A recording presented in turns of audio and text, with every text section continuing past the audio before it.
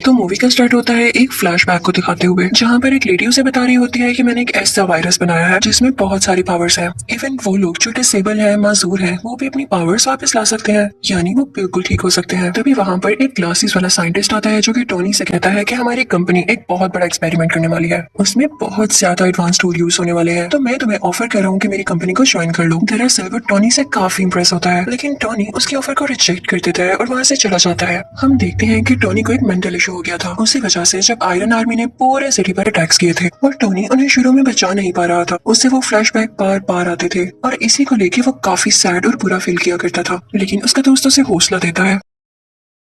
Iron man सोचता है कि अगर उन लोगों ने दोबारा से अटैक कर दिया तो मैं क्या करूंगा। इसके लिए वो आयरन मैन की पूरी टीम बना देता है और वो उस टीम का नाम रखता है आयरन लीजन। अब हमें पता चलता है कि पूरे कंट्री में दोबारा से अटैक्स हो रहे हैं और वो कोई और नहीं बल्कि मैंड्रिन नाम का एक आदमी करवा रहा है।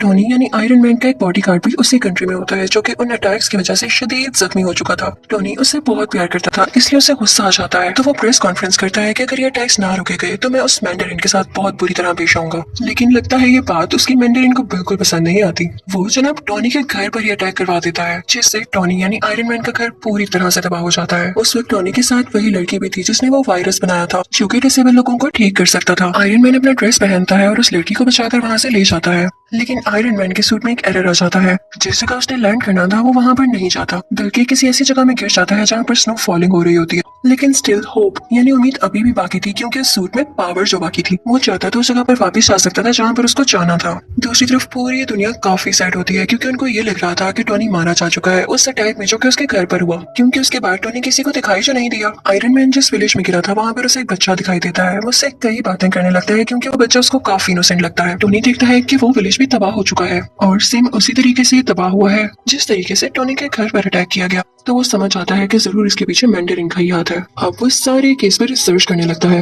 उसे पता चलता है कि ये एक्सप्लोजन्स किसी वेपन के जरिए नहीं हुए, बल्कि उन सोल्जर्स ने किए हैं जो कि सुपर पावर्स रखते हैं। टोनी सबसे मैंडरिन की लोकेशन के बारे में पूछता है, लेकिन उसे कुछ पता नहीं चलता। सरप्राइजिंगली वो बच्चा उसे मैंडरिन की लोकेशन तक पहुंचा देता है। विलेज में टोनी ने कुछ वेपन्स भी तैयार कर रखे थे जो वो अपने साथ लेकर यहाँ आया था। वहाँ पर उसे पता चलता है कि मैंडरिन तो था ही नहीं, वो ड्रामा कर रहा था कि जैसे वो वहाँ पर हो। वहाँ पर सिर्फ एक आदमी था कि जो उस जगह की वीडियोस बनाकर पब्लिश किया करता था। फिर यहाँ हम देखते हैं कि वही एनक वाला साइंटिस्ट टोनी से मिलता है, और दरअसल ना तो उसको एनक लगी थी और ना ही वो उसका गेटअप था, तो वो भी उसका फेक गेटअप था। वो टोनी को बताता है कि मैंने वही वायरस यूज करके खुद की डिसेबिलिटी को खत्म कर दिया है और अब मैं काफी स्ट्रॉन्ग हो चुका हूँ। वो साइंटिस्ट टोनी को बताता है कि मैंने तुम्हारी दोस्त यानी तुम्हारी सेक्रेटरी को भी किडनैप कर रखा है। वो उसे उसका विजन दिखाता है कि ये देखो, ये अब मेरे कब्जे में है। वो दरअसल कहीं और पर किडनैप हुई भी होती है और ये सिर्फ उसकी इमेज होती है, एक होलोग्राम। अब वो लड़की जिसने वायरस तैयार किया था वो कई सालों से साइंटिस्ट के लिए काम कर रही थी, लेकिन जब उस साइंटिस्ट को पता चलता है कि ये टोनी से भी मिलने गई थी तो वो उस लड़की को वहीं पर शूट कर देता है।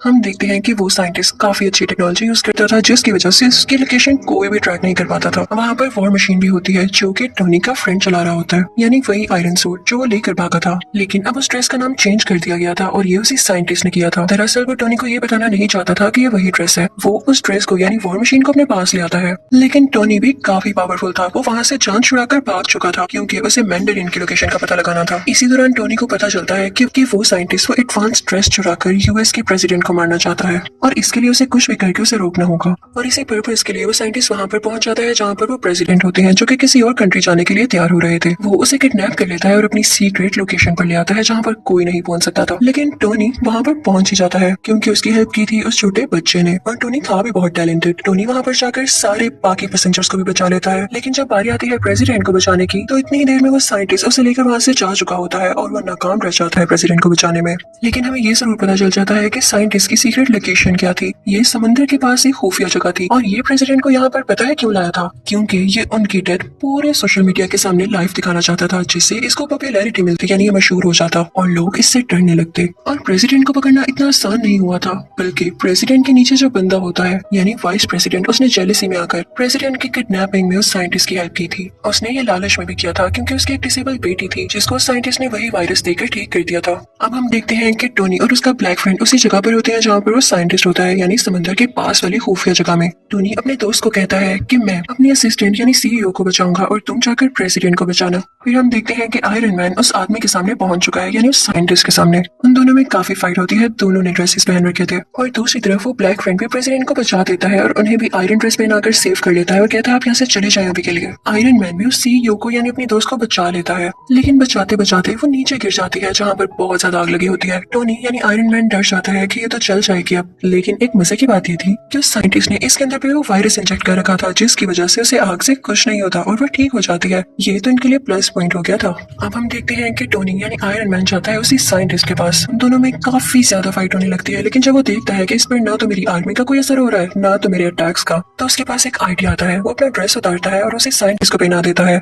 और उस ड्रेस में एक खास बात ये थी कि वो अपने आप को ही ब्लास्ट कर लेता था और टोनी भी ऐसा ही करता है, वो ड्रेस ब्लास्ट हो जाता है। लेकिन वो साइंटिस्ट बहुत चालाक था, उसने भी वो वायरस अपने अंदर इंजेक्ट कर रखा था, जिसकी वजह से वो सर्वाइव कर जाता है और उसे कुछ भी नहीं होता। बस इतना है कि वो जल चुका था, लेकिन स्टिल उसमें अभी भी पावर थी काफी ज्यादा। और तभी वहाँ पर वो सीईओ भी आती है और वो साइंटिस्ट को पूरी तरह से मार देती है, जिससे फाइनली वो मर जाता है। फिर वो सीईओ आती है टोनी के पास, वो दोनों गले लगते हैं और कन्फेस करते हैं कि वो एक दूसरे को पसंद करते हैं। उधर टोनी अपनी बाकी आयरन आर्मी को भी ऑर्डर देता है कि खुद को ब्लास्ट कर लो और ऐसा ही होता है। आसमान में लग रहा होता है जैसे फायरवर्क्स चल रहे हों। फिर नेक्स्ट सीन में हम ये भी देखते हैं कि पुलिस ने नकली मैंडरिन और उस वाइस प्रेसिडेंट को भी अरेस्ट कर लिया है। फिर हम देखते हैं क्योंकि टोनी यानी आयरन मैन काफी मशहूर हो चुका था, तो दुनिया के बड़े बड़े सर्जन्स उसका ऑपरेशन करते हैं। उसमें जो मेटल के पीसीस होते हैं वो उसको निकाल देते हैं। ये बहुत ही बड़ी गुड न्यूज थी, यानी ना उसे किसी टूल की जरूरत थी, ना उसे किसी कोर की, ना ही ड्रेस की जरूरत थी उसे जिंदा रखने के लिए। वो उस टूल को पानी में फेंक देता है और उसके दोस्त यानी सीईओ को भी ठीक कर दिया जाता है। यहाँ पर इस मूवी की हैप्पी एंडिंग हो जाती है। आई होप आपको ये तीनों पार्ट्स अच्छे लगे होंगे। Thank you for watching.